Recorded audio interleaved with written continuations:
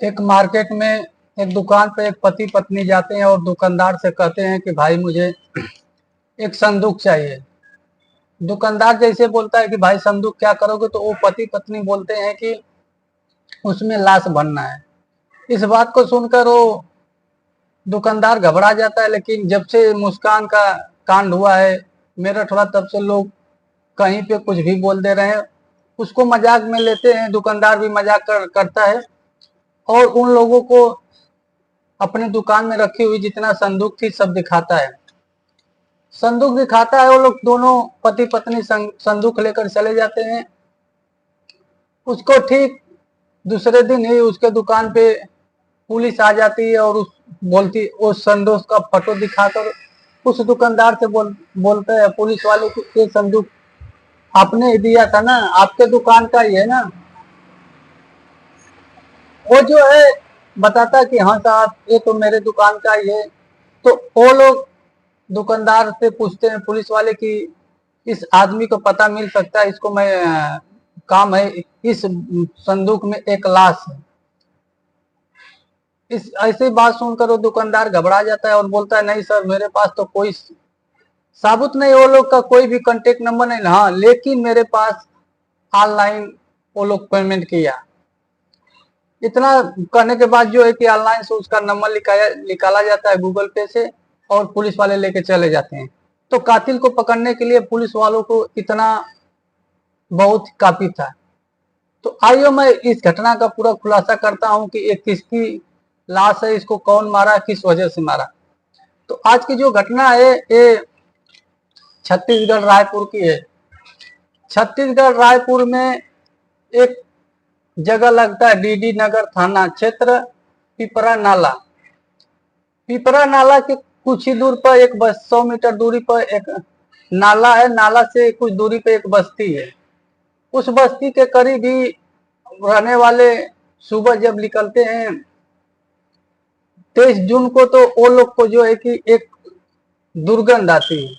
दुर्गंध आती है तो उससे वो लोग परेशान हो जाते हैं और परेशान होकर जो कि है जाते हैं जहां से दुर्गंध आती है वहां पर जाते हैं तो देखते हैं एक जो है कि संदूक पड़ा है और उसी के करीब जाने से थोड़ा दुर्गंध ज्यादा हो जाती है।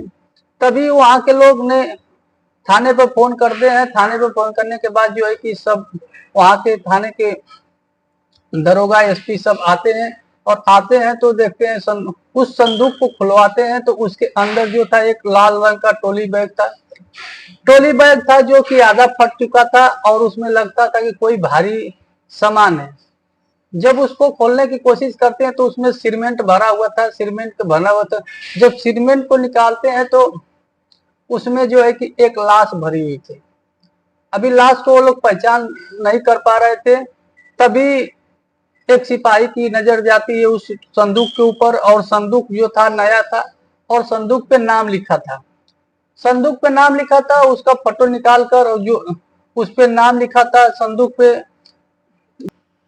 अब वो लोग उस नाम को लेकर और उस संदूक को फोटो लेकर जाते हैं बाजार में। बाजार में जाते हैं, गोला बाजार में जाकर सभी दुकानदारों से पता करते हैं। पांचवें दुकान पे जाने के बाद जो है कि अब्बू भाई की दुकान का पता चलता है और पुलिस वाले उसको फोटो दिखाते हैं और बोलते हैं कि इस संदूक को तुमने ही दिया है ना। तो वो बोला हाँ सर, इस संदूक को मैं ही दिया हूँ। तभी उससे एक नंबर लेते हैं। नंबर लेके जो है कि बोलता है वो लोग ऑनलाइन पेमेंट किए हैं।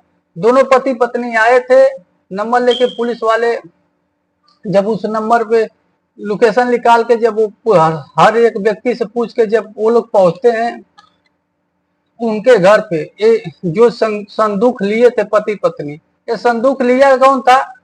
अंकित उपाध्याय। अंकित उपाध्याय ने संदूक लिया था, जिसके पत्नी का नाम बताया गया शिवानी। इंदिरा कॉलोनी फेज 2 रायपुर में ये दोनों रहते थे।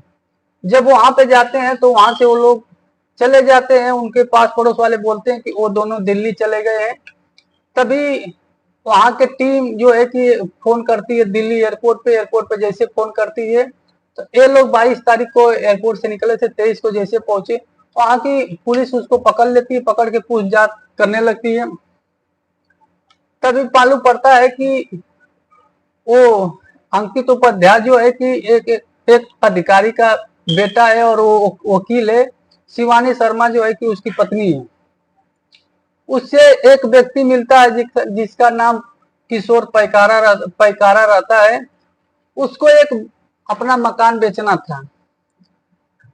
अपना मकान 50 लाख में बेचना था। 50 लाख में बेचने के लिए जैसे उसके पास ग्राहक आते हैं तो वो बात को पलटी मार जाता है, मकान नहीं देता है। तभी वो लोग प्रेशर बनाने लगते हैं। तभी किशोर जो है कि अंकित से मिलता है और बोलता है कि मेरे साथ ऐसा ऐसा हो रहा है, मेरा मदद कर दिए। अंकित वकील तो था ही, वो किशोर का मदद करता है और वो मकान को नहीं बेचते हैं सब। वो मकान उनका बच जाता है। इसी वजह से वो दोनों में गहरी दोस्ती हो जाती है, गहरा रिश्ता हो जाता है और एक दूसरे से काफी टाइम तक बात करने लगते हैं। तभी कुछ दिन बाद में एक मकान दूसरा भी था किशोर का, जो कि बजरंग नगर में था। उस मकान को जो कि है बोलता है कि इस मकान को बेचना है, तो उसी मकान को जो है कि अंकित उपाध्याय बेचवा देते हैं 30 लाख रुपया में।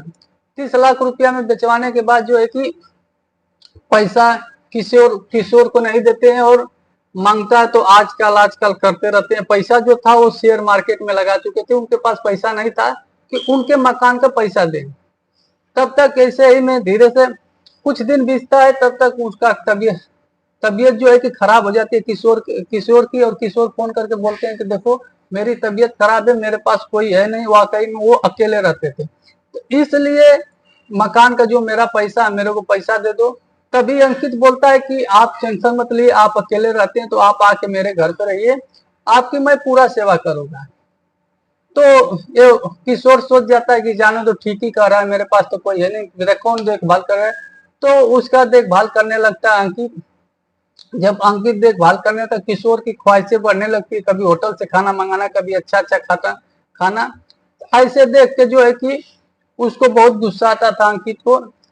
ऐसे में ही एक दिन जो है कि एक्सीडेंट हो जाता है। जब ऐसे हो जाता है,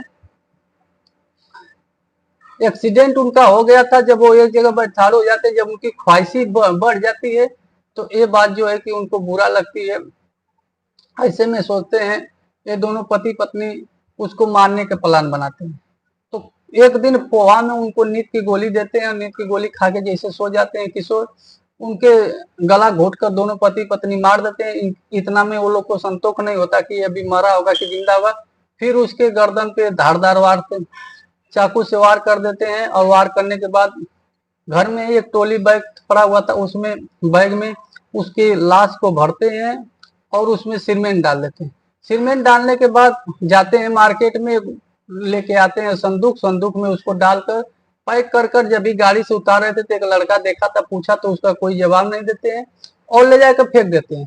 फेंक कर अपने दिल्ली निकल जाते हैं। तभी आस पड़ोस वालों को एक दुर्गंध आने लगती है तो उस थाने में फोन करते हैं। जब उसको पुलिस पकड़ती है तो हर तरह से छानबीन कर रही है, हर एंगल से उसे पूछ जांच हो रही है। अभी पुलिस वाले उसके साथ क्या करेंगे, पति पत्नी के साथ और कोई मिला था, इसकी जांच चालू है। जब आगे और कहानी का पता चलेगा तो आप लोग के बीच में इस वीडियो को मैं वापिस दूसरा पार्ट में जरूर सुनाऊंगा। धन्यवाद।